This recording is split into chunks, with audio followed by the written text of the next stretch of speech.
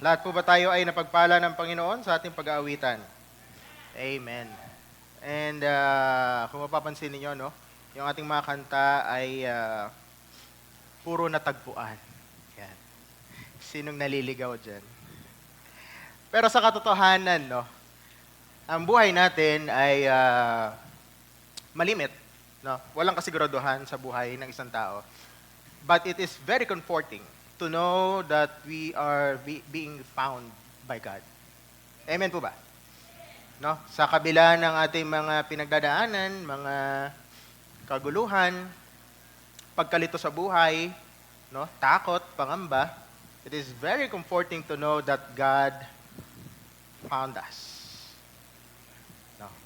And sa umaga po ito, tayo po ay patuloy pa rin sa talakayin na no other gospel na kung saan ating pinag-uusapan yung ang Book of Galatians wherein ang mga mananampalataya during this time, no, ng mga panahon na ito ay nagkakaroon ng mga dilemma when it comes to their faith. It's because some of them believe that faith alone, through Christ alone, is enough. But some people believe that by faith alone, in Christ alone, plus with commitment and obedience to Christ is enough. So, it is for us Christians nowadays to discern and to see kung ano ang gusto ipakita sa atin ng Panginoon at kung ano ang dapat nating maintindihan at ano ba talaga ang ating stand. And I do believe naman na alam na natin ang ating stand with regards to the previous preachers and previous weeks na ating pong napagdaanan. That's why we call this theme the No Other Gospel. It's because we all believe that through Christ alone, by faith alone, no, salvation has been given to us. Works, obedience is not necessary in salvation, though it is the manifestation of our faith, genuine faith in Christ. No? That's why we called it no other gospel. It's because when we say no other gospel, wala nang ibang ebanghelyo pa, kundi si Kristo lamang. No plus, no additional, it is by Christ alone. That's why this morning, gusto ko pong daling kayo sa, again, libro pa rin ng Galatians, this time po, chapter 5, verse 1 to 15, at hindi ko na po kayo patatayuin, pero makibukas po kayo sa akin sa inyong mga Biblia, no? Much better po kung yan ay mobile man, it is okay. But much better if yan ay physical Bible, no? Kahit anong translation po yan, ay makisabay po kayo sa akin sa pagbasa sa Galatians chapter 5 verse 1 to 15. At hayaan niyo pong basahin ko sa inyo sa Tagalog. Ang sabi po dito, para sa kalayaan ay pinalaya tayo ni Kristo, kaya't magpakatatag kayo at huwag pasakop na muli sa pamatok ng pagkaalipin. Makinig kayo, ako si Pablo ay nagsasabi sa inyo na kung kayo'y patutuli, si Kristo ay hindi magiging pakinabang sa inyo. At muli kong pinatotohanan sa bawat taong nagpapatuli na siya'y may pananagutang tumupad sa buong kautusan.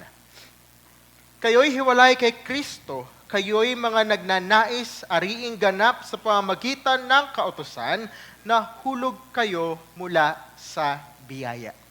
Sapagkat sa pamamagitan ng Espiritu sa pananampalataya ay naghihintay tayo sa pag-asa ng katwiran.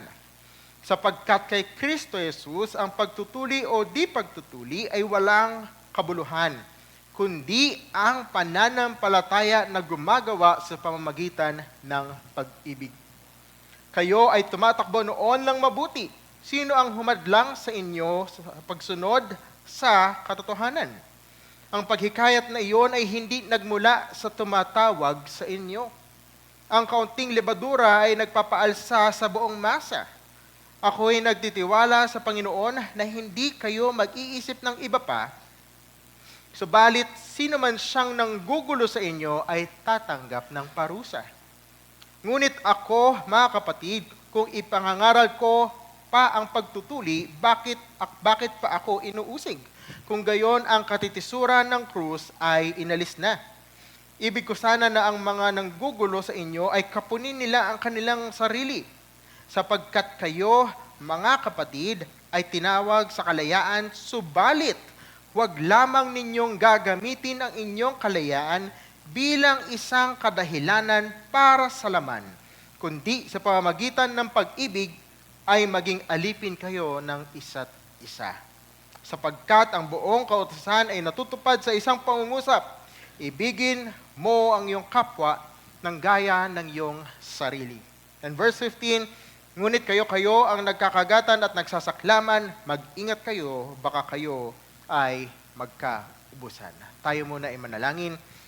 Aming Diyos sa dakilat makapangyarihan sa lahat, Lord, salamat po sa umagang ito na binigay mo sa amin sa pagkakataon na kami muli, Panginoon, ay makapag-aral ng iyong salita. Dalhin niyo po kami sa iyong ebanghelyo at kami ay turuan mo, Panginoon, ng iyong mga salita at buksan ang aming puso't isipan upang ito ay aming maintindihan at gayon din kami, Panginoon, ay maging handa sa paghawak ng iyong salita at upang ito ay aming maipamuhay at maibalita rin sa iba. Aming Diyos, ngayong umaga, ikaw ang mapapurihan, ikaw ang maitaas. At salamat po sa iyong mga salita sa pangalan ng aming Panginoong Yesus. Amen at amen. Again po, tulad nga po na sabi ko kanina, tayo ay nasa talakayin pa rin ng Galatians na kung saan hati yung kanilang kaisipan pagdating sa Ebanghelyo.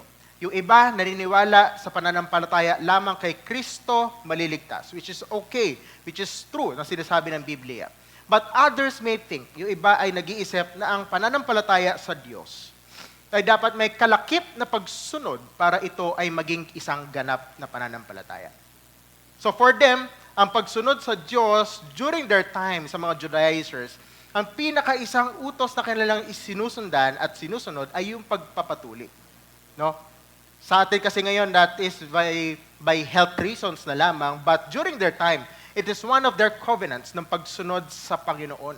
At kapag hindi sumunod ng isang Hudyo sa pagtutuli, they think na sila ay hindi ganap yung kanilang pagsunod at pananampalataya sa Diyos. So for them, it needs an action, it needs an obedience, it needs an fulfillment to their covenant to God for them to think na yung kanilang salvation is complete. Which is, sinabi ni Pablo at sinabi na rin natin na pag-aralan natin from the past few weeks, na kung saan works with faith, no? Ang gawa kasama ng pananampalataya ay hindi nagbibigay o garantiya na tayo ay merong kaligtasan, kundi ang pananampalataya lamang kay Kristo ang nagbibigay ng totoong kaligtasan sa isang mananampalataya. Later on, we will discuss why faith alone will save us through Jesus Christ. It's because our works will not lead us to any salvation that we need sa kahit anumang kaligtasan na kailangan natin tungo kay Kristo. That's why faith plus work is nothing. It is always faith alone through Christ alone. By faith through Christ, we are saved. That's why ang ating topic is no other gospel. And isa sa mga kalakip ng Ebanghelyo ay yung tinatawag na kalayaan. Freedom. Nowadays, maraming tao ang ipinaglalaban nila ang kanilang mga karapatan. No? Karapatan na, lalo na't mga matunog ngayon, yung pagtaas ng petrolyo, no? Pagtaas ng mga bilihin, no? Maraming tao ang mga nagrarally, it's because they believe that they have rights. Which is hindi naman masama, but rather, it should not be that way. We all have rights. But our rights and our freedom should not be based on, as Christians, it's not based on what we do and what we are, but it should be based on what Christ did on the cross. We as Christians, our freedom, our faith and our freedom as a Christian and as a person should not be based on what we do and what we know, but rather it should be based on what Christ did on the cross. Kung ano ang ginawa ni Kristo doon sa krus. Yun ang batayan ng ating pananampalataya. That's why we as Christians, it is very important for us to acknowledge and to identify kung anong freedom ang meron tayo. As Christians, bilang isang mananampalataya, anong klaseng kalayaan ang meron tayo? Kasi kalakip yan ng isang ebanghelyo. The moment that we receive Christ, the moment that we have genuine faith and genuine relationship with our Lord Jesus Christ, ang kasama niyaan ay ang kalayaan. Kalayaan na kung saan, kalayaan mula sa dati nating buhay at kalayaan bilang isang mananampalataya sa buhay natin ngayon. Now, as Christians, what are the things that we need to do and hindi natin kailangan at kailangan natin gawin for us to ponder na tayo ay isang malaya? It's because nowadays, some Christians, or most of us, no, we underestimate or sometimes we abuse the word freedom. We think that we have rights to anything. Even pagdating sa gawain ng Panginoon, even pagdating sa harapan ng Panginoon, we may think that we have rights. That's why sometimes when we approach the gospel, when we approach God, when we approach Christ, we think that we are superior than others. It's because we think that we have other rights in comparison to them. It's because we think na tayo ang mas nakakasunod kesa sa kanila. Or sometimes, we think na nakakahiya kasi pumunta sa church kasi hindi ako nakakasunod sa Panginoon ng todo. Ang dami kong problema, ang dami kong ganito. We think na dahil tayo ay nagkukulang sa harapan ng Panginoon, we think na hindi na tayo worthy when it comes to God. And that is the reason sometimes kung bakit maraming mga mananampalataya ang hindi nagpapatuloy sa gawain ng Diyos. At marami ring mga mananampalataya ang nagpapatuloy pero nagkakaroon ng hidwaan sa loob ng iglesia. It's because we sometimes abuse the word freedom. That's why this morning ating pag-uusapan is freedom in Christ. Kalayaan kay Kristo. Gaya ng ating napag-usapan kanina. Sa Galatians chapter 5 verse 1 to 15 wherein Paul reiterates the idea of grace and law. Yung pananampalataya na nakabatay sa batas na ibinaba ng Diyos at ang pananampalatayang nakabatay sa biyaya sa pamamagitan ni Kristo.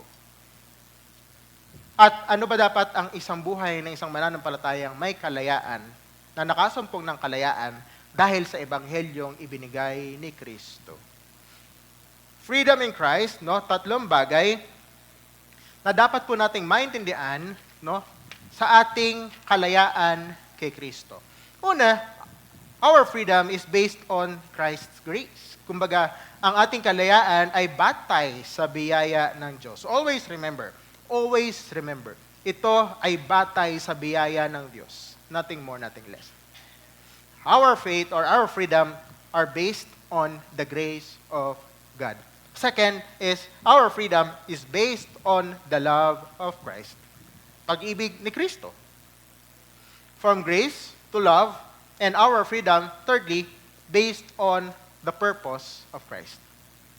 Layunin na ibinaba at ibinigay at ipinamuhay ni Kristo nang gano'n na ang mga mananampalatayang susunod sa Kanya ay makita at maintindihan ang layunin na inilagay at inihain niya sa atin upang ating sundan sa panahon ngayon.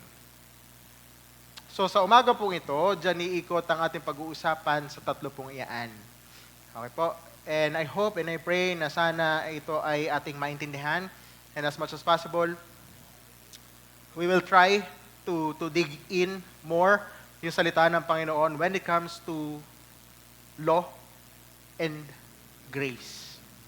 Sa batas at sa biyaya. It's because I do believe kung ating mahukay na maigi yung usapin ng batas at biyaya ng Diyos, magagawa nating sumunod sa Kanya ng may kalayaan ng hindi lumalayo sa presensya ng Diyos. Ready na po tayo? Okay po. Yung iba tutuka na dyan sa likod. Di pa, ginigising ko lang kayo. Okay po. So, first things first, freedom in Christ. Freedom in Christ are based on His grace towards us.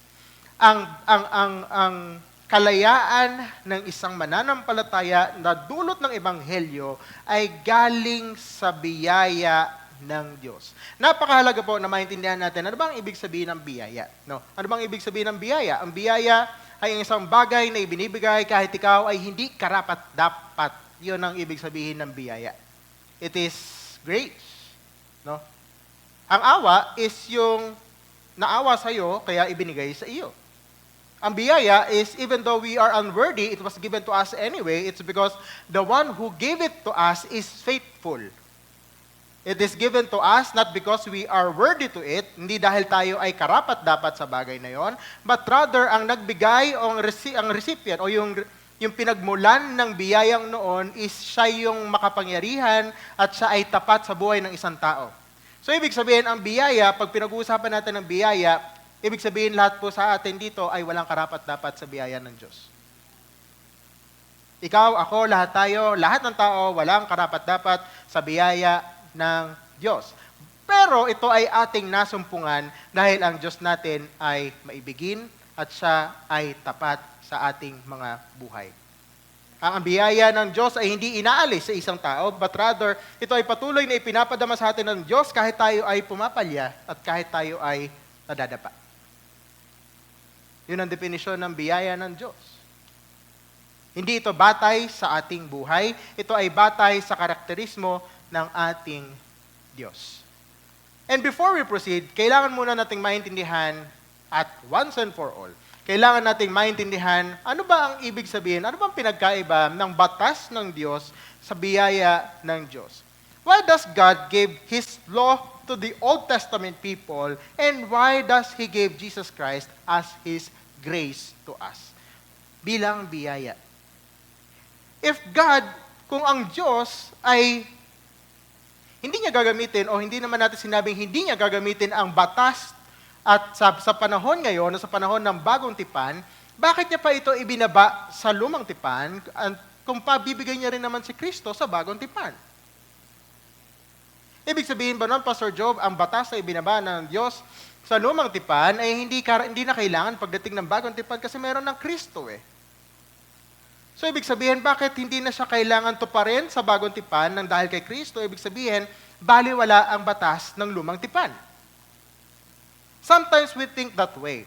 Minsan iniisip natin yung ganung bagay, it's because dahil nga kay Kristo, baliwala na ang batas na ibinigay ng Diyos sa mga tao ng lumang tipan. Pero hindi po ganoon ang bagay na yon. Always remember, yes, magkahiwalay ang batas ng Diyos at sa biyaya ng Diyos. It is different to one another. But, always remember, ang batas, ang biyaya ng Diyos, hindi niya binaliwala ang batas, kundi ang biyaya ng Diyos, ang siyang naging katuparan ng batas sa pamamagitan ni Kristo na siyang ibinigay sa atin. Now, if that's the case, bakit ibinigay pa ang batas kung si Kristo naman pala ang sagot sa lahat? Natanong po ba natin yun? Kasi ilang weeks na natin pinag-uusapan ng batas ng Diyos at ang biyaya ng Diyos. But have we even asked ourselves, natanong ba natin ang ating mga sarili, bakit kailangan ng batas? Why do we need to know the law of God aside from His grace? If Christ is the answer, then why do I need to know His law? Bakit? It's because the law resembles and gives us a mirror towards the holiness of Christ. It's just like us looking in the mirror and telling us how dirty we are. That is the law. Tingnan natin isa-isa sa verses. Leviticus 11:44. For I am the Lord your God, consecrate yourselves, ihiwalay ninyo ang inyong mga sarili, and be holy. Utos ng Diyos. Maging banal kayo dahil ako ay banal. The law shows us how holy God is. And during the Old Testament time, if we know the gospel and if we know the narratives, the story in the Bible, we know that no one in the Bible that completely followed the whole law of God na hindi talaga nagkamali. The whole law of God has been given to us, pero walang ni isang tao nang nakasunod ng lahat ng yon. Lahat merong sablay. But the law of God shows us how holy He is. Kung gaano kabanal ang Diyos. No? Kung gaano kabanal ang Panginoon. And because of the law, nang dahil sa batas ng Diyos, no? Sabi nga sa Romans 3:20, because of the works of the law, none of mankind will be justified in His sight, for through the law comes the knowledge of sin. Sa pamamagitan ng batas, tayo ay nagkaroon ng kaalaman pagdating sa kasalanan.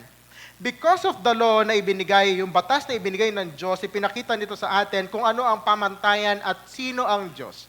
Because of the law, we know who God is and how holy He is. And because of that law, somehow people have the knowledge how holy God is and how unholy we are.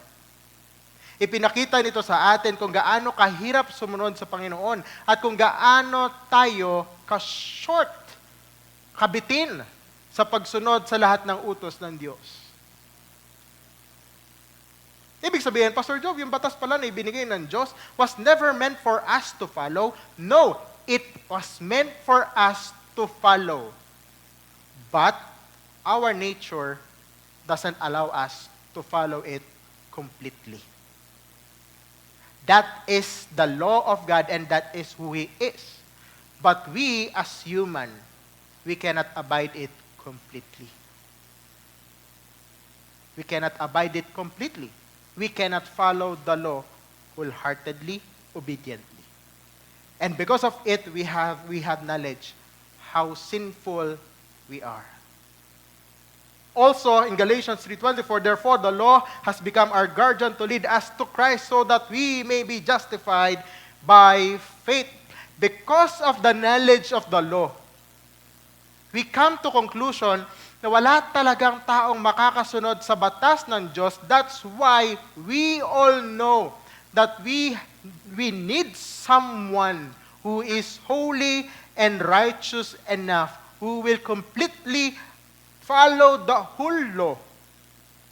And that is Jesus Christ. That's why when Jesus Christ came to earth, lahat ng tao merong idea that this is the Messiah. Ito ang tagapagligtas. Kasi walang taong kayang sumunod ng buo sa batas ng Diyos. Now, the idea of the law is for us to open our minds to see how holy God is and for us to see kung gaano natin kailangan si Kristo sa ating mga buhay. That's what the law means. We are very short-handed in following and obeying the law of God. Also, in Romans 3:23-24, ang sabi dito, for all have sinned and fall short. Lahat tayo ay nagkulang at walang makakaabot sa kaluwalhatian ng Diyos. Ngunit tayo ay napawalang sala mula sa biyaya at regalo ng pamamagitan ng kanyang biyaya, mula sa katubusan sa pamamagitan ni Kristo. That's why we are in debt in God through Christ. Lahat po tayo ay may utang na loob sa Diyos. At kahit kailan walang magiging utang na loob ang Diyos sa atin. Kahit gaano tayo sumunod sa Kanya ng buo, walang magiging utang na loob ang Diyos sa atin at para sabihin natin, Lord, bless me. I have the right to be blessed by you. No, we cannot say that. It's because we are all in debt with the grace of God through Christ. Through the law, we saw how short-handed we are and we saw how we need Christ in our lives. No, nakita natin na kailangan natin ng biyaya ng Diyos. Sa pamamagitan ng batas, nakita natin na kailangan natin ang biyaya ng Diyos. Romans 6:23 Sa kabayaran ng kasalanan ay kamatayan, ngunit ang biyayang handog ng Diyos sa buhay na walang hanggan ay sa pamamagitan ni Kristo. Wala tayong ibang nakita dyan sa pamamagitan ni Kristo at sa pamamagitan ng inyong buong pagsunod, walang ganon. Sa pamamagitan ni Kristo, wala nang iba. That's why in our faith, our actions, yung ating pagtugon, our response to our faith, it is not based on our salvation, but rather, it is the result of our faith in Christ. Kumbaga, ito ay resulta ng ating pagsunod sa Diyos, kaya tayo gumagawa ng mabuti. Pero hindi tayo gumagawa ng mabuti para maligtas, kasi never natin kayang iligtas ang ating mga sarili. Hindi natin kayang iligtas ang ating mga sarili. In Ephesians 2:8-9, for by grace, sa pamamagitan ng biyaya ng Diyos, tayo ay naligtas sa pamamagitan ng pananampalataya at hindi ng inyong mga sarili. Ito ay regalo ng Diyos at hindi ng inyong mga gawa upang walang sino man ang makapagmalaki sa harapan ng Diyos. So it is a gift. Our faith is a gift from God. And the grace that we have, it is also a gift from God. Yung kaligtasan, kung tayo man ay nanampalataya na sa Panginoon sa pamamagitan ni Kristo sa kanyang habag sa atin, then I can say by the Word of God, yes, we have a genuine faith and we have a personal relationship with Christ. It means we are in His grace. That's why, along that when we are living in His grace, then we must live righteously. Actions will follow. Faith alone, through His grace, saved us. Obedience in the law, after grace, is necessary. It's because the law, it will lead us to the holiness of Christ. The law is never been abolished.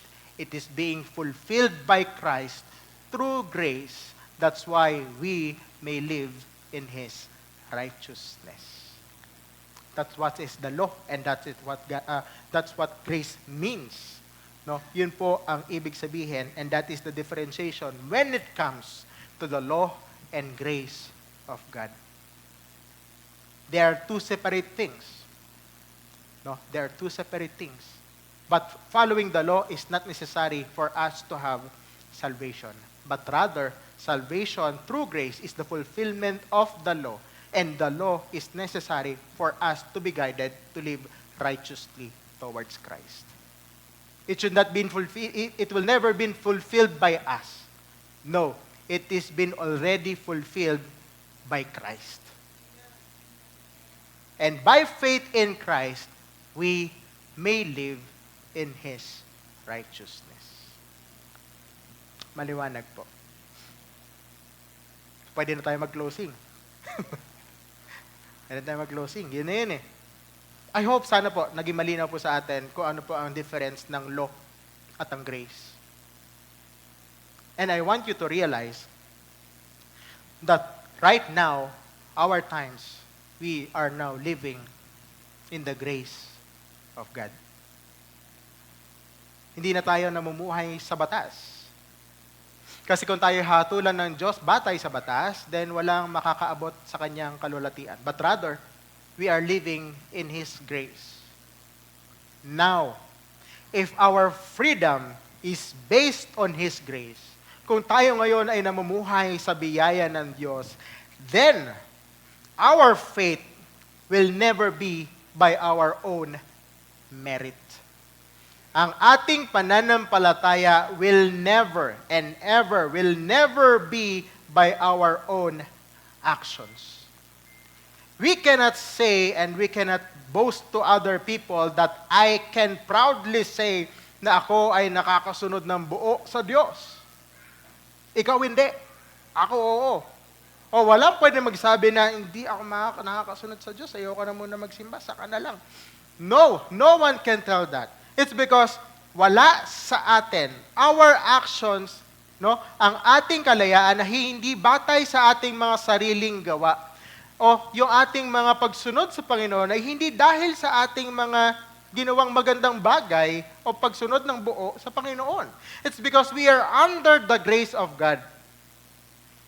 Again, kaya ko po i-discuss muna yung grace and law, it's because I want you to realize, right now, ang ating buhay bilang isang mananampalataya ay hindi nakabatay sa iyong pagsunod sa Diyos. Yan ay nakabatay sa biyaya ng Diyos. Sa iyo, sa akin, sa ating lahat. Kaya walang pwedeng magsabi na, Lord, saka na ako susunod, o Lord, ako yung karapat-dapat. No. It's because we are all under the grace of God and not by our own merit. Hindi dahil sa ating mga sariling ginawa o ginagawa o gagawin pa sa ating Diyos. Hindi rin yan batay sa, ako yung laging nasa church tuwing Sunday. Nasa prayer time ako every Wednesday. Ang laki ko magbigay. No. Kahit kailan, hindi natin kayang tapatan ang biyaya at habag ng Diyos sa ating buhay. At walang pwedeng magsabing mas ako sa Kanya. O walang pwedeng magsabing nahihiya ako sa kanila. Dahil lahat tayo ay nasa biyaya lamang ng Diyos. Lahat tayo pantay-pantay. We are all under the grace of God. No? Nakita natin yung sinabi niya ni Pablo, it was for freedom that Christ set us free. Tayo'y pinalaya ni Kristo, kaya magpakatatag kayo at huwag nang magpakaalipin pang muli. Makinig kayo. No? Ako, si Pablo, ay nagsasabi sa inyo na kung kayo'y patutuli, si Kristo ay hindi magiging pakinabang. At muli kong pinatotohanan sa bawat taong nagpapatuloy na siya'y may pananagutang tumupad sa buong kautusan. Always remember, sa lahat ng ating ginagawa sa Panginoon, yes, we may give glory to Him, we worship Him, we serve Him, but always remember, kahit anong gawin natin sa harapan at presensya ng Panginoon, we cannot, kahit anong gawin natin, we never, ever, na kaya nating pantayan, tapatan, dungisan, o gawing malinis ang pangalan ng Panginoon? No. Kahit anong gawin po natin sa ating pagsunod sa Panginoon, hindi natin maaalis ang kalulatian ng Diyos sa Kanyang pangalan. Pastor Job, hindi na pala kailangan sumunod ng buo sa Panginoon eh. Tumanggap lang pala ako sa Panginoon, okay na. Hindi rin naman po tama yun. Kasi ang sabi ni Pablo dito, kayo'y pinalaya na ni Kristo, ngunit ano sabi niya? Magpakatatag kayo at huwag nang magpaalipin pa kahit kailanman. The idea of slavery here, yung idea ng pagkaalipin dito is yung the moment na tayo nakakilala sa Panginoon, tayo'y pinalaya niya na mula sa ating mga kasalanan. We are being freed from the bondage of sin and the penalty of sin. Ibig sabihin, ang isang mananampalatayang may relasyon kay Kristo, kung tayo ay nakakilala sa Kanya, tayo ay wala na doon sa listahan na mag-aani ng kaparusahan sa ating mga kasalanan. It's because Jesus Christ already sacrificed Himself and paid Himself for ours. Tayo na yung niligtas tayo ng Diyos sa pamamagitan niya doon sa krus ng Kalbaryo. But, the idea of genuine faith, no, if we are not being slaved by sin, does it mean that we are freely talaga? Tayo ba ay talagang malayang-malaya talaga na gawin natin ang lahat ng bagay? If that's the case, kung gano'n ang kaisipan ng isang tao, then I can say that their faith is not genuine. Why? It's because the moment na tayo ay makakilala sa Panginoon, we are being freed from the bondage of sin. Ibig sabihin, we are not slaves anymore of sin. But rather, we are being slaves by the grace of God. Ibig sabihin, Pastor Job, hindi pa rin talaga pala tayong malaya kasi tayo ay alipin ng biyaya ng Diyos. Ganon ba yun? Ibig sabihin ba naman, Pastor Job, hindi talaga ako totally malaya? Well, If we're looking in some point of view, if titingnan natin yung idea o yung word ng slavery, I can say, no. We are all slaves of Jesus Christ by His grace. Pero kung titingnan natin yung ating pinagmulan, yes, we are being freed eternally by sin, and we are being free by the presence of God. It's because I cannot say, by the true faith and true genuine faith, I can say that I am not slave of God, but rather, I can say that I am a child of God. That's not slave. But rather, I am being transformed into being His children through Jesus Christ. Ibig sabihin, lahat tayo, dating alipin, ngayon anak na ng Diyos. Kung ikaw ay anak ng isang tao, o ikaw ay isang anak at ikaw ay isang magulang, then you are obliged to follow your parents. Tama po ba? Mga magulang, pag di kayo sinunod ng mga anak ninyo, di ba? You have your feeling na kasi sila ay galing sa inyo. It's because you have the authority towards them. Tama po ba? Likewise, when we are being born again spiritually, then tayo ay anak ng Diyos. That's not being slave. Then we are obliged to follow and to obey Jesus. It's because we are part of His family. That's not being slavery. That's what we call grace. Maliwanag po. So again, our actions will never affect the glory of God. But rather, it shows us what genuine faith we have. It's because we are under the grace of God. Tayo ay nasa biyaya ng Diyos. Tulad nga po na nabanggit kanina, Romans 3:23, for all have sinned and fall short to the glory of God, pero tayo ay naging makatwiran, tayo ay nalinis mula sa biyaya at handog ng Diyos sa pamamagitan ng kanyang biyaya, sa pamamagitan ng katubusan ni Kristo Jesus. Lahat ng nanampalataya kay Kristo Jesus ay naging malinis, hindi dahil sa ating mga ginawa. Hindi kailanman tayo malilinis ng ating mga sariling gawa. Also, in John 1:12, but as many as received Him, to them He gave the right to become children of God. Walang ibang pwedeng magbigay sa atin ng karapatan na maging anak ng Diyos, kundi sa pamamagitan lamang ni Kristo Jesus. Sa pamamagitan lamang na ating pananampalataya kay Kristo Jesus, tayo ay nagkaroon ng karapatan na tawaging anak ng Diyos.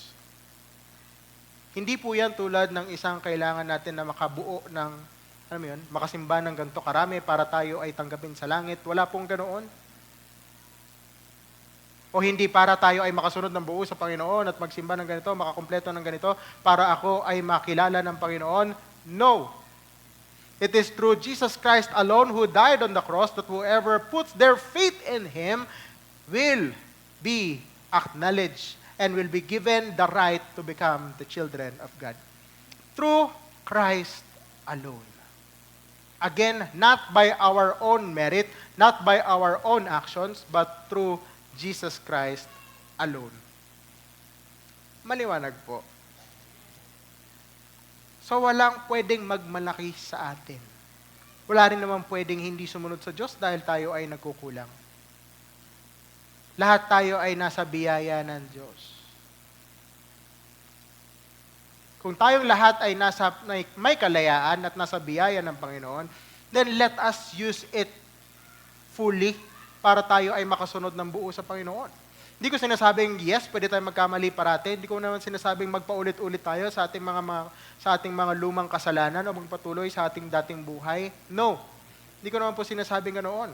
But what I'm trying to say is that now that we are under the grace of God, then let us obey Him obediently. And when I say obediently, is parang tulad ni David na kahit nadadapa, nagpapatuloy. Consistently. Yun po ang ibig sabihin na tinatawag na committed. Pag sinabi natin committed, in the presence of God, not only committed kapag tayo ay okay, but rather, even though kahit hindi tayo okay, we will follow Him. It's because we believe that His grace is enough for us to move on. Maliwanag po. Not only that our freedom is based on grace, it is not by our own merit, but also when we say our freedom is based on the grace of Christ, also we are hoping in His righteousness in our lives. Tayo ay umaasa lamang sa katwiran ng ating Panginoong Hesus. Nakikita po natin yan in verse 4 to verse 5. Ang sabi po dito, kayo'y hiwalay kay Kristo, kayong mga nagnanais na aring ganap sa pamamagitan ng kautusan, nahulog kayo mula sa biyaya. Sapagkat sa pamamagitan ng Espiritu, sa pananampalataya, ay naghihintay tayo sa pag-asa ng katwiran. The hope of righteousness that comes from Christ. It is very important for us to fully understand, no, na ang ating buhay ay nakabatay sa katwiran ng Diyos. Ang ating pagsunod sa Panginoon ay hindi dahil tayo ay kaya nating sumunod at dahil tayo ay mabuti, kundi dahil sa katwiran ng Panginoon, kaya tayo nakakapamuhay at nakakasunod sa Kanya. No? It is the other way around. Kung titingnan natin na tayo ay kaya nating sumunod ng buo sa Panginoon, no? Hindi po ganoon.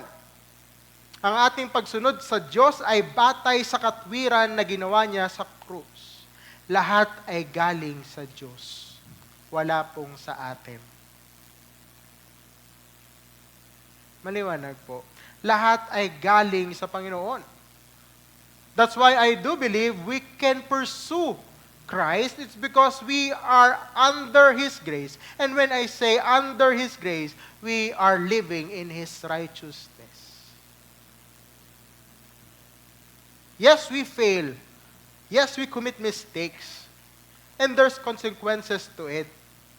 But always remember, just like David, if we will fully commit ourselves to Him, we will follow Him no matter what. Minsan, the greatest enemy that we have in obedience to Christ or following God is not the person na nakapaligid sa atin, not the situation per se, but rather our own selves. We are being eaten by our guilt na hindi ko kayang sumunod sa Panginoon. It's because ako ay isang makasalanan, ako ay nagkakamali, hindi ko na kaya, ako ay nahihiya sa Panginoon, saka na ako susunod sa Kanya pag okay na ako. Well, that's the problem.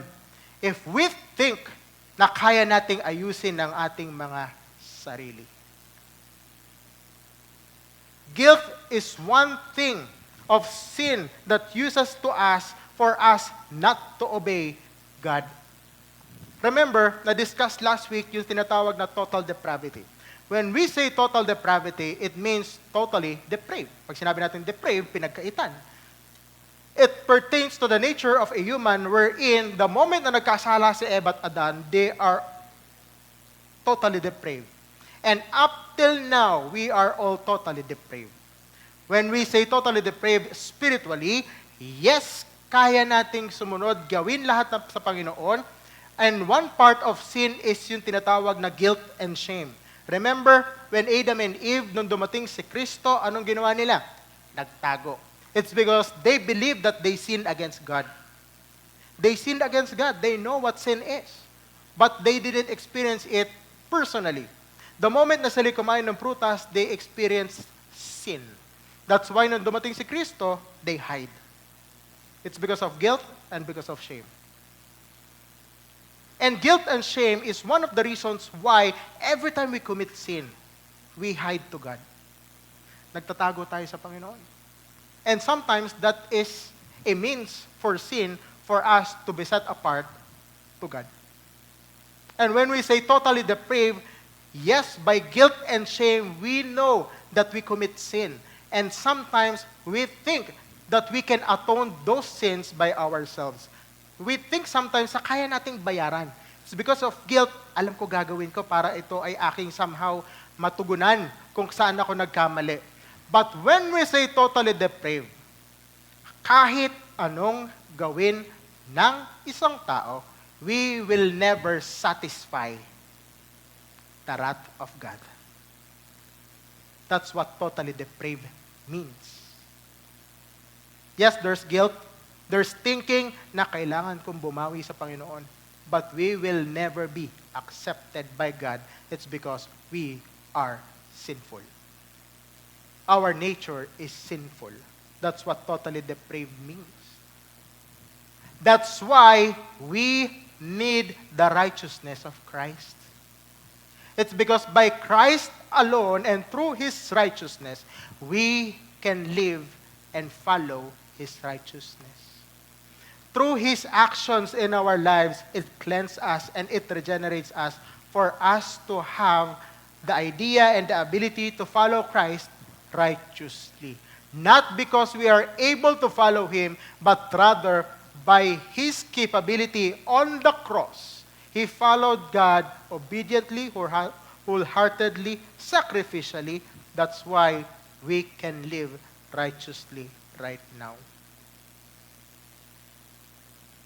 Before we know Christ, we are all totally depraved. Kahit anong gawin natin, hindi natin kayang papurihan ng Diyos. Yes, we can sing. We can raise hands. We can worship God. We can read the Bible. But without Christ, we can never satisfy God. It is only by Christ that satisfies the Father. That's what totally depraved means. That's why we need Christ. And that's why we hope for His righteousness. It's because without Him, we cannot satisfy the Father.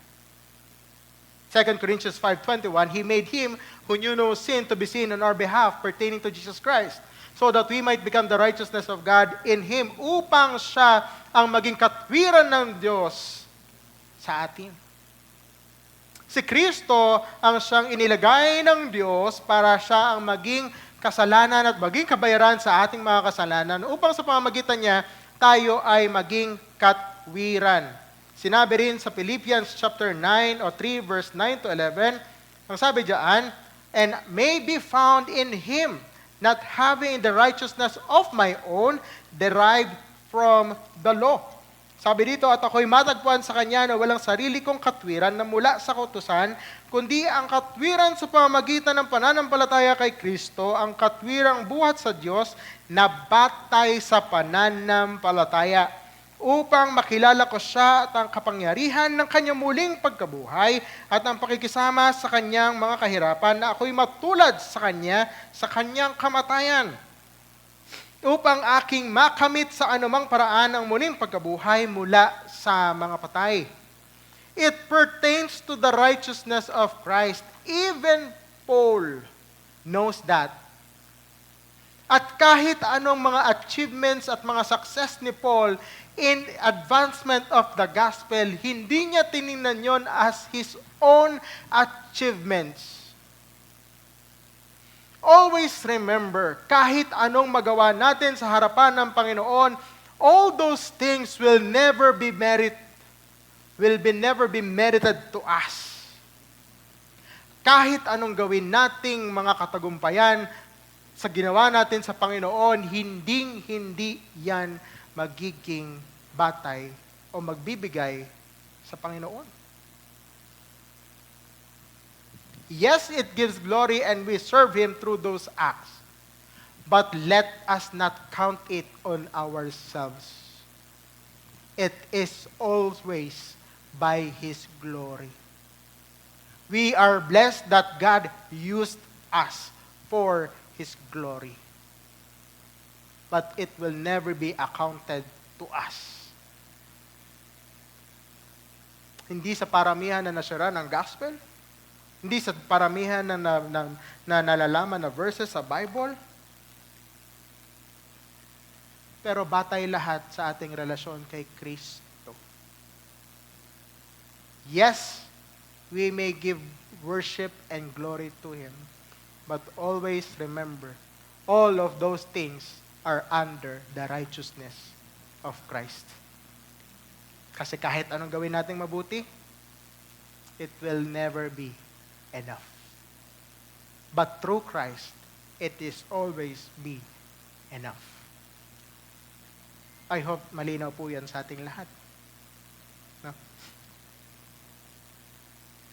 Kaya nga yung reminder kanina, no? For by grace, Sa biyaya ng Diyos, tayo ay naligtas sa pamagitan ng pananampalataya. Hindi sa ating mga sarili, ito ay regalo ng Diyos. Bakit? Upang walang sino man ang magmalaki sa iba. Upang walang magmalaki sa iba. Lahat po tayo ay nasa biyaya ng Diyos. That's why, knowing the fact that we are under the grace of God, it gives us the leverage and the idea that we must be mindful to others also. We are under the grace of God and we are under His grace. That's why we must show grace also to others. Not to be boastful to others, but rather to be graceful to others. To be mindful, to be kind. Maliwanag po. That is the first thing. Second is, freedom in Christ is based on His grace. Second is this, freedom in Christ is based on His love. Batay sa Kanyang pag-ibig sa atin. We are free. No? It's because of His grace, and because of His grace, we experience His love. Na-experience natin yung pag-ibig ng Diyos dahil sa Kanyang biyaya. And because of His grace, here we are, enjoying His presence, worshiping God wholeheartedly, experiencing His love. It's because of His grace. And may we never forget na itong kalayaan na meron tayo ay baliwalain natin upang tayo ay magkawatak-watak. Always remember, as a church, we are being called to be set apart, to be in the body of Christ, and we are being included, secluded. No? It's because Christ contained us because of His love towards us. We are called in the calling wherein we must be built up through His grace by His love. Freedom because of His love. And freedom based on love inside the church will give us the edification of the church. It is very important to us to fully understand, yes, we all have freedom. And our freedom is based on the grace of God. And because of the grace of God, each and every one of us experience His love towards us. Naniniwala po ba tayo doon? We experience the love of God personally. May makakapagsabi ba dito na, di ko pa na-experience yung love ng Diyos eh. May makakapagsabi po ba? O, si Dandan lang daw. Amen ka ng amen dyan ha. Diba? It's because freedom under love, no? It's being edified. It's because we are being built up in the church and we are being, alam niyo yun, pinagtibay tayo ng pag-ibig ng Diyos, hindi dahil sa tayo ay pare-pareho. I do believe each and every one of us ay magkakaiba. That's why conflict happens sometimes inside the church. Walang church ang walang conflict. It happens. Sa loob ng isang pamilya, hindi pare-pareho. May panganay, may bunso, may gitna, may magulang, lahat nagkakaroon ng conflict. It's because magkakaiba lahat ng tao. Pero lahat pinagbuklod ng pag-ibig. Likewise inside the church. We all have freedom. We are being freed by God through His grace, and by that freedom, we are being bounded or binded by His love, knowing that we are being called in one purpose. To live by His love. To be in His love. No? Kaya sabi dito ni Pablo in verse 6, no? Verse 6 to 8, sapagkat kay Kristo Jesus ang pag-ibig o ang pagtutuli o di pagtutuli ay walang kabuluhan kundi ang pananampalataya na gumagawa sa pamamagitan ng pag-ibig. Kayo ay tumatakbo noon ng mabuti. Sino ang humadlang sa inyong pagsunod sa katotohanan? Ang paghihikayat na iyon ay hindi nagmula sa tumatawag sa inyo. It means, before yung idea na pumasok sa kanila, yung church ng Galatia ay they are doing fine. Their faith and the church is cruising fine na kung saan sila ay lumalakad batay sa pag-ibig at biyaya ng Panginoon. Bago pumasok yung ibang katuruan.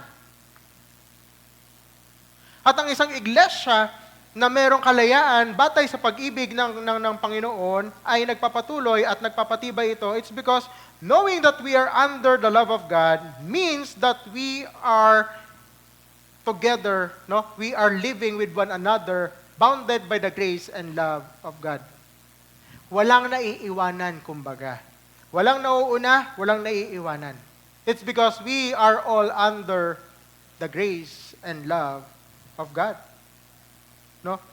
In Romans 8:1-4, ang sabi dito, Romans 8:1-4, sabi, ngayon ngay wala nang kahatulan sa mga na kay Kristo Jesus sapagkat ang kautusan ng Espiritu ng buhay na kay Kristo Jesus ay nagpalaya sa atin mula sa kautusan ng kasalanan ng kamatayan. Sapagkat ang hindi magawa ng kautusan, yamang ito'y pinahina ng laman ay ginawa ng Diyos sa pagsugo sa kanyang sariling anak sa anyo ng makasalanang laman at tungkol sa kasalanan ay hinatulan niya ang kasalanan sa laman. Upang ang makatwirang itinakda ng kautusan ay matupad sa atin na hindi lumalakad ayon sa laman, kundi ayon sa Espiritu. Knowing this idea, knowing this truth, that we are being called to be freed, and because of Jesus Christ that has been being sent to us, because of the love of God, knowing all those things, it will give us the idea that we must be mindful also to others. Despite of having freedom. We are being freed, tayo'y pinalaya ng Panginoon mula sa kasalanan, but it doesn't mean na malaya tayong gawin lahat ng bagay na gusto natin.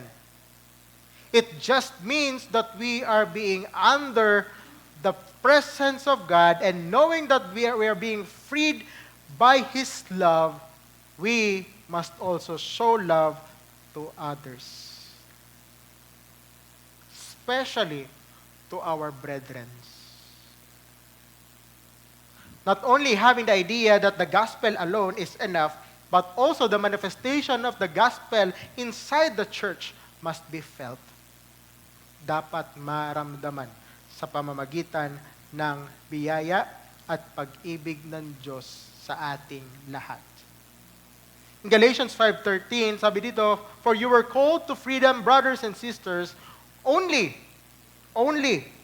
no?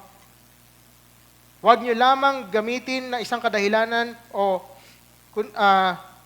sapagkat kayo mga kapatid tinawag sa kalayaan, subalit huwag lamang ninyong gagamitin ang inyong kalayaan bilang isang kadahilanan para sa laman, kundi sa pamamagitan ng pag-ibig ay maging alipin kayo sa isa't isa. Hindi natin pwedeng sabihin sa iba na ako'y mas nakakasunod kaysa sa iyo, ikaw ginagawa mo yan, kaya dapat dito ka. O magpahinga ka muna, o ito. Hindi sapat ang mga bagay na iyon. Dapat lahat ay nakapaloob sa pag-ibig ng Diyos. Yes, may tinatawag tayo na rebuke, but it must be under the presence of the love of God. As a church, yes, we have this responsibility, no, na ayusin ang takbo ng isang iglesia patungo sa layunin ng Panginoon. But again, as a church, we must do it under the presence and love of God. And I do believe, yes, as a Cornerstone City Church, we are abiding to that. Conflicts may happen, but it will always be resolved by the freedom that has been given to us through the love of God. We are under the grace of God. That's why we are being mindful of others, and we must live under the love of God. Ephesians 4:1-3. Sabi dito, therefore I, the prisoner of the Lord, urge you to walk in a manner worthy of calling with which you have been called, sa lahat ng pagpapakumbaba, pagkahinahon, pasensya, Binubuhat ang bawat isa sa pamamagitan ng pag-ibig, maging maunawain kayo sa bawat isa at maging magkaisa kayo sa pamamagitan ng Espiritu ng kapayapaan. A church living in the love of God will always be under in the unity of presence of the peace of God. It doesn't mean there's no conflict. Things may happen, confusion may happen, but always there is peace. There will be always peace. A church living with freedom will always have peace. Freedom based on love not only edifies the church, but also freedom based on love is a freedom which is trustworthy. Ang isang buhay na may kalayaan na namumuhay sa pag-ibig ng Diyos ay isang buhay na pinagkakatiwalaan. Ang isang buhay ng mananampalataya na alam niya na siya ay nasa biyaya at pag-ibig ng Diyos ay ang buhay na kung saan hindi lumalayo sa presensya ng Panginoon. Why? It's because if we believe and we know the full weight of the love of God and His grace that has been given to us, hindi natin magagawang lumayo sa presensya at pag-ibig ng Diyos sa ating lahat. Kahit anong mangyari pa sa ating buhay. That's the truth. It is always be trustworthy. Sabi dito, Galatians 5:9-10, ang kaunting libadurya ay nagpapasa sa buong masa. Sabi niya dito, sabi ni Paul sa mga taga-Galacia, ako'y nagtitiwala sa Panginoon na hindi kayo mag-iisip ng iba pa. Subalit, sino man siyang nanggugulo sa inyo ay tatanggap ng parusa. If we have freedom under the presence of love of God, we have assurance that everything will be fine. Not because we are being trustworthy and worthy to be trusted, but because we know that the one who is working in us is not us, not other people, but God alone. Through His love towards us, through the power of His love and working in our lives, it gives us the assurance that God will never allow things to happen in His body to be distracted and to be destroyed by other teachings. That's why freedom under the love of God is trustworthy. Not because we are trustworthy, but per se, God is trustworthy. John 6:39-40, and this is the will of God, of Him who sent me, that of everything that He has given me, I will lose nothing. Lahat na ibinigay sa akin ng Panginoon ay wala akong mawawala, but will raise it up on the last day. For this is the will of my Father, that everyone who sees the Son and believes in Him will have eternal life, and I myself will raise him up on the last day. Pertaining to the things na hindi yung mga bagay na ginagawa natin, but rather it is through Jesus Christ, the fulfillment of everything that we have right now is being trustworthy, not because we are able or adequate to do it, but rather it's because God is working in us. Philippians 3:14-16, Paul says here, I press on toward the goal for the prize of the upward call of God in Christ Jesus. Pinipilit ko, I am pressing towards the goal. Therefore, all who are mature, let's have this attitude, and if anything you have a different attitude, God will reveal that to you as well. However, let's keep living by that same standard to which we have attained. Inside the church, hindi maiwasan minsan na magkaroon ng ibang kaisipan. But if we all living under the freedom of the love of God in our lives, under the presence of His grace, we are all assured through the working of the Holy Spirit that He alone will reveal the truth to anyone na merong ibang kaisipan pagdating sa Ebanghelyo. Yes, as a Christian, we have part to explain it to them. But yung convincing part and yung transformation ay magmumula sa Diyos. Always remember, God will never allow things to destroy His church. We are being secluded, bounded by His love, and He will not allow things to happen to destroy that church. He will not allow things to happen to destroy that church. That's why it is very important to know that our freedom is based on His grace, and because of His grace, we experience His love. And lastly, freedom based on His grace. That's why we experience His love.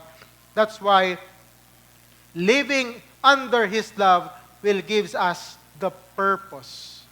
That our freedom has a purpose. Hindi binigay yung kalayaan na yan para ipamuhay natin ng baliwala lang. Hindi para ipamuhay natin ng basta-basta lamang. Hindi tayo niligtas ng Panginoon para gawin ang ating mga sariling kagustuhan lamang. Kundi tayo ay niligtas ng Panginoon, isinama niya sa kawan niya at isinama sa kanyang iglesia upang tayo ay mamuhay ayon sa layunin niya sa ating buhay. Tungo sa kanyang kalwalhatian. Walang Kristiyanong namumuhay ng mag-isa.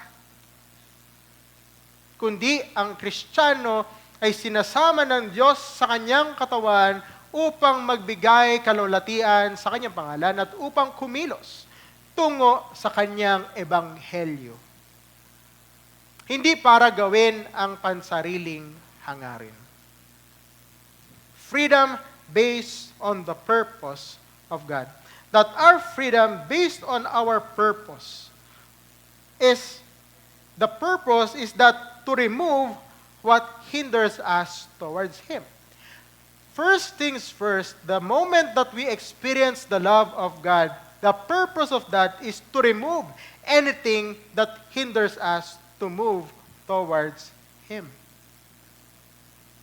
The idea of grace is that for us to freely move and to freely serve Him, not under the law, but under the grace of God. Under the grace of God, we can serve Him freely by His grace, by His love, and by His purpose. To remove, alisin o inalis yung mga hadlang para tayo ay makapaglingkod sa Kanya ng buo. Have you ever imagined, natanong ko na rin to sa mga kabataan noon kung hindi nyo nakilala ang Diyos sa buhay nyo, tingin nyo, ano po ang buhay natin ngayon? A simple question. Kung hindi natin nakilala ang Diyos noon, probably, yung iba sa atin nakakilala sa Panginoon. Last year, 2 years ago, 5 years ago, 10 years ago, 15 years, 20 years, 30 years ago. Kung hindi po natin nakilala ang Diyos, ano po kaya ang buhay na meron tayo ngayon? A simple question to ponder, but it gives us a realization that knowing Christ gives us a purpose. You are sitting there not because Sunday ngayon, but because you are sitting there, it's because you know that God has a purpose in your life.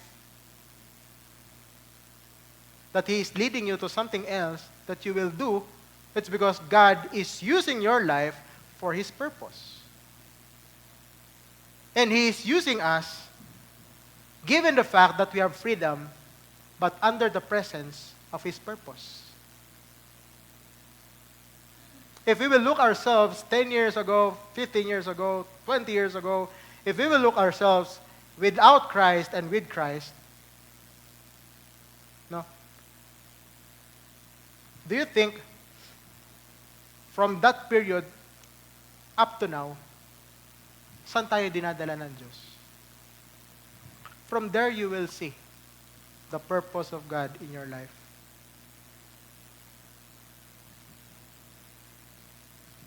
Ako siguro, kung hindi ako mananampalataya, siguro, ang laki ng galit ko sa Diyos. I have so many reasons. It's because I am selfish. No? I am self-centered.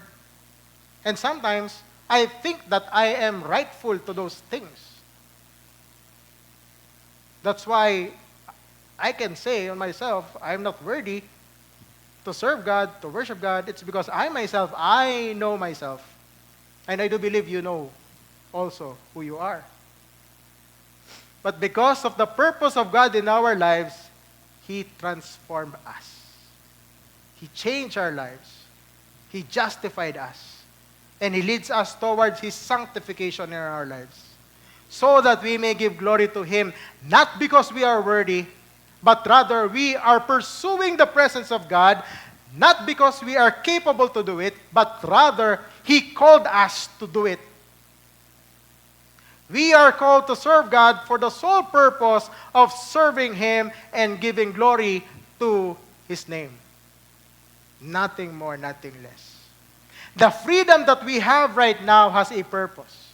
And that purpose is not for us to live under the sin, not to live under our flesh, but rather freedom to freely follow and obey the Spirit of God through His righteousness by His grace, so that we may live in sanctification and to be justified by the faith that God has been given to us, so that someday, when we face God face to face, He will tell it to us, good and faithful servant.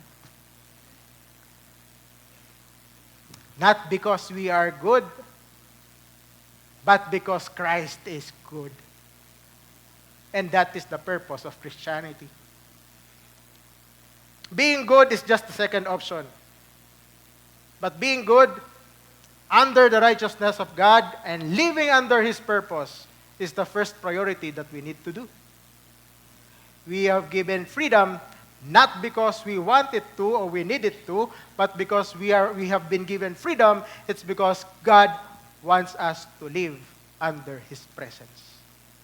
We are being saved not because we are worthy to be saved, but we are being saved. It's because God loves us. And I hope that gives us the idea not to be hindered by anything else to follow God. Para tayo ay magkaroon ng hadlang na hindi sumunod sa Diyos. But rather, para tayo ay sumunod ng buo sa Kanya nang walang pag-aalinlangan. Maliwanag po. To remove what hinders us towards Him, it's because sabi dito, in 1 Corinthians chapter 1, verse 18 to 19, for the word of the cross is foolishness to those who are perishing. But to us who are being saved, it is the power of God. Many people will see the word of God as a stumbling block. Katitisuran. But the word of God is a reminder for us that this word, His word, and the freedom that has been given to us is a leverage for us to follow Christ and to pursue Him consistently. To follow Him, to obey Him consistently. Kaya nga sabi dito, I will destroy the wisdom of the wise, and understanding of those who have understanding, I will confound. Always remember, in pursuing the purpose of God in our lives, it is not necessary that we are knowledgeable and capable to follow God. Sometimes the biggest hindrance that we have in obeying God is the idea that we know everything. I can do this, I can do that. I think I'm able to follow God. That's your biggest hindrance in following God.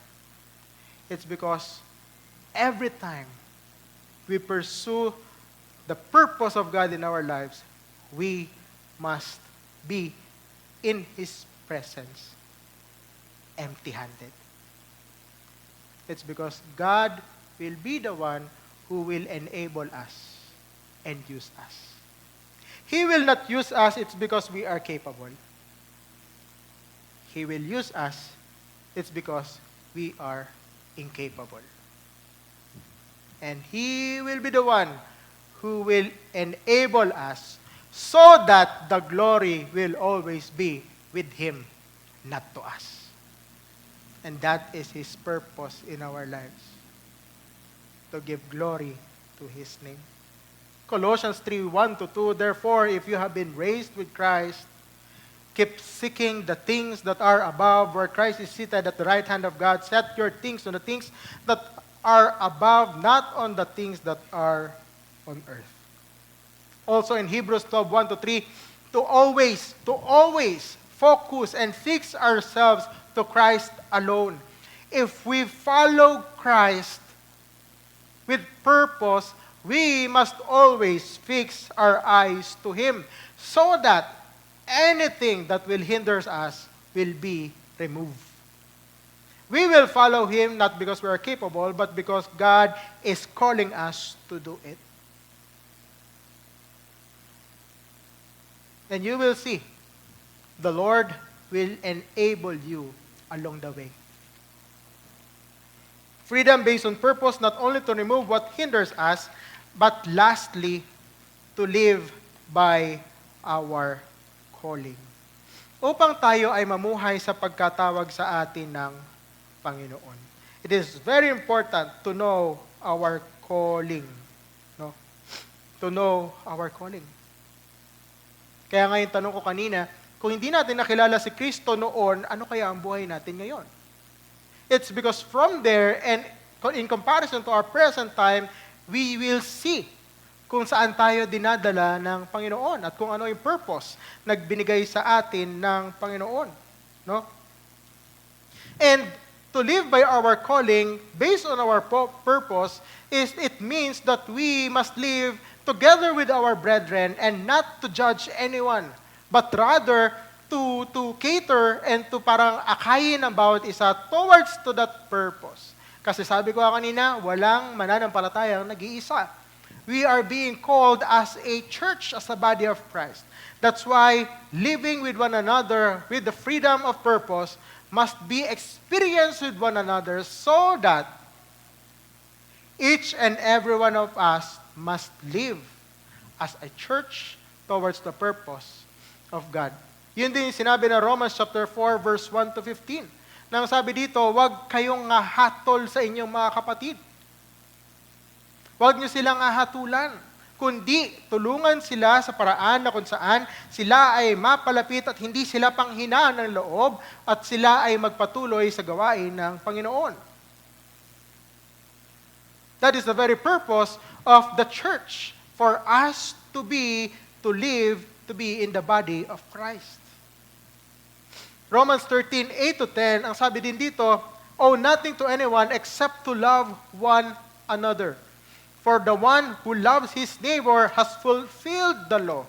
For this you shall not commit adultery, you shall not murder, you shall not steal, you shall not covet. And if there is any other commandment, it is summed up in this saying, you shall love your neighbor as yourself. Love does no wrong to a neighbor, therefore, love is the fulfillment of the law. The purpose of our calling and our freedom is to live under the presence of God's love and to feel that love together with our brethren. And that is the biggest fulfillment of the law, to live under the love of God. 1 John 4:11-14, Beloved, if God so loved us, we also ought to love one another. No one has ever seen God. If we love one another, God remains in us, and His love is perfected in us.